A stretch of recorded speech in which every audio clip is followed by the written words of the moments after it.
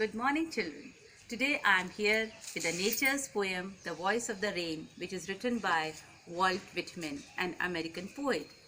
In this poem, the poet is describing about the various stages of water cycle.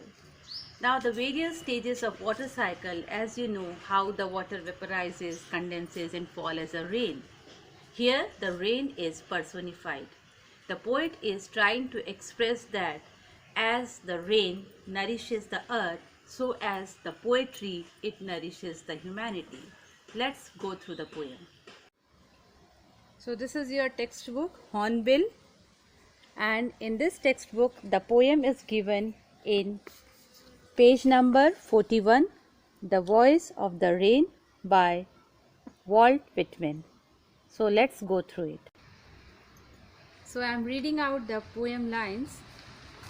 And who art thou, said I, to the soft falling shower, which, strange to tell, gave me an answer, as here translated.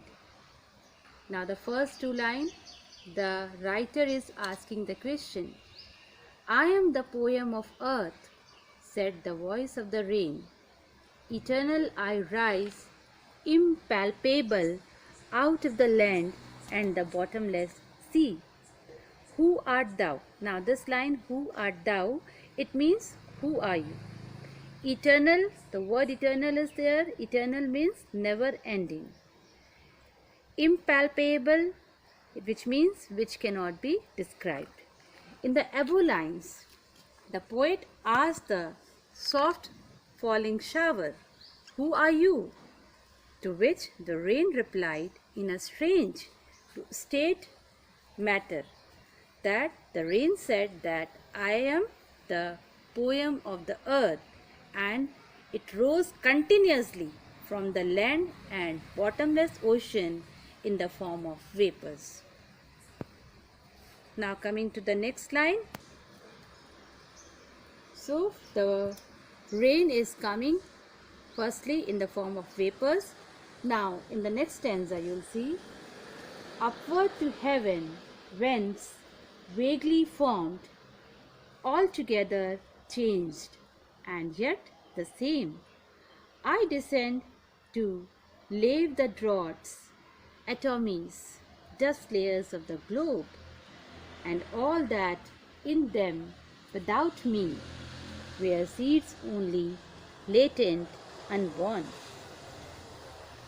Now the word meaning of whence means where, vaguely means not clearly, descend means come down, lave means wash, atomies means small particles, and latent, it means hidden. So what the poet want to convey? The rain tells the poet that it rises upwards towards the sky in the form of vapor, where it changes its form, that is, condenses into water droplets. It also says that although its form gets changed, it still remains the same. The rain comes down to wash the drought and provide water. It also washes away the dust and small particles from the earth's surface. And the seeds which lie inside the earth grows into a plant because of the water provided by the rain. It gives life to the seeds. Now coming to the third stanza. And forever, by day and night, I give back life to my origin and make pure and beautify it. Here, for song issuing from its birthplace after fulfillment wandering, ragged or unragged, duly with love returns.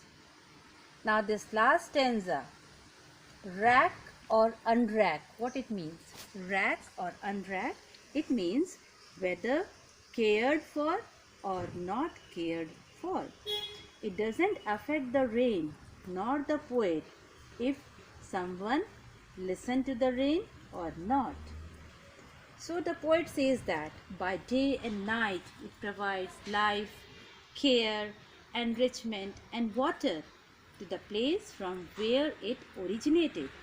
The rain keeps enhancing the beauty and purify the earth by preparing a life cycle for itself again. The rain here is like a song that originates from its birthplace, just like the heart of the singer, and travels to fulfill the earth's needs and wonders. It finally comes back to the place from where it originated, whether it is ruined or not. It returns to the original position with a lots of love to its birthplace. Now, as I said, the various literary devices used in the poem, and one I told very important, that is the rain, how it has been used as a personification. Now the personification, the poet used a non-living thing as a living thing. That is a personification. I told you in my earlier classes. So here, I am the poem of earth, said the voice of the rain. The rain is telling it, non-living thing. Notify it. Second is metaphor.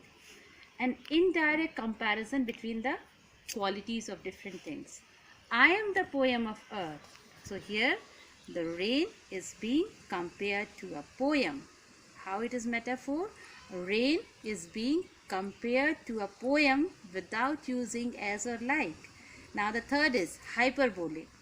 Here again exaggerated statement. How? See, bottomless sea.